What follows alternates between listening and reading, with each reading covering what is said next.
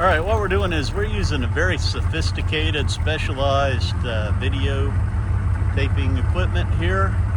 What we're doing is I'm driving my old school Chevy four-wheel drive diesel down the road, and to provide better viewing, I'm just hanging it outside and hollering out the window at my cell phone.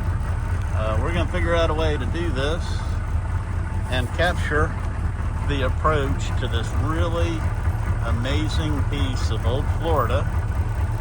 I've been coming here all of my life. I was brought here as a youngster by my late brother. I've been coming here intermittently all of my life.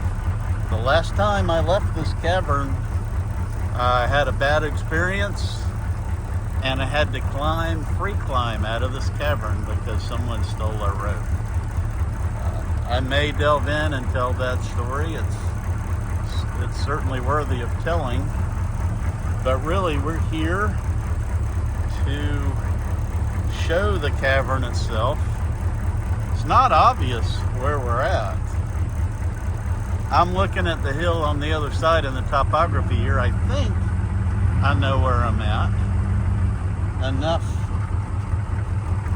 to just drive on up in here and capture this, because the Florida geology is just about to change rapidly.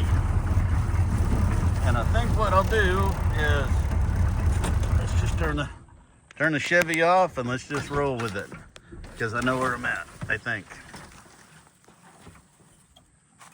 I've not been here in a while, but I know this place well.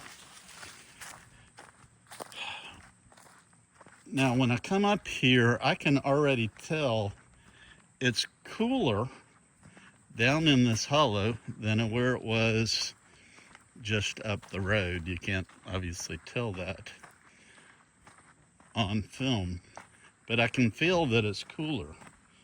We're in the bottom of a Florida sinkhole. And this is a pretty dramatic display of Florida geography. Now, it's changed a lot. I'm not familiar with all the four-wheeler trails. This tree right here is what we tied onto back in the day. I guess it would still hold our rope. I'll find something more secure if I'm going down in this thing. Now, this place, I kind of showed it driving in because we were going down a road like every other dirt road in Florida until we drive into the sinkhole.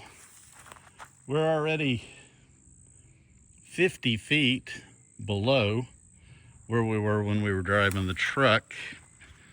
And let's capture this. This is deeper than I remember. And I remember it being a massive drop off. Really hard to capture that.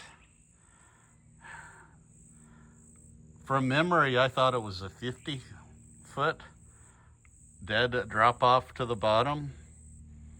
Standing on the edge, it looks like a lot more than that. I'll go ahead and share the story while I'm just rolling with this. Last time I was here with Dave Hobbs and Jeff Belcase. We had a very organized trip. We pre-planned. We told our wives where we were. We told them we would be in the cavern. They did not know where the cavern was. We left that part out of the plan. We tied on to the tree that was there. It might not even be that tree now. This is 40 years ago. We put off our rope. We took our camera. We spent 2 hours down in the cavern. We came back. The rope was gone. Somebody did not want us in here. They stole our rope. And I free climbed out of that, up the side of this. Now there's footholds. There's footholds where you can put your feet in the side, so to speak. Once you get a third of the way up, then you can have a little bit of an angle to the climb. I was much younger and more fit at the time. But I can tell you, that was very dangerous to free climb out of that. Now I can tell you, there were 3 pissed off rednecks when I was able to go out and get a rope and throw down to my 2 buddies and get them out of there. We went looking for our rope. At that time, there were only 4 houses within miles of here. We drove by the 4 houses. For the benefit of everyone involved, we did not enter anyone's yard trying to figure out who left us in this hole. There was only 4 houses out here. We saw the vehicle go by before we went in. We knew it was a maroon Ford Ranger. We declined to go looking for that Ford Ranger and the driver because it was not going to be a good situation if we found them.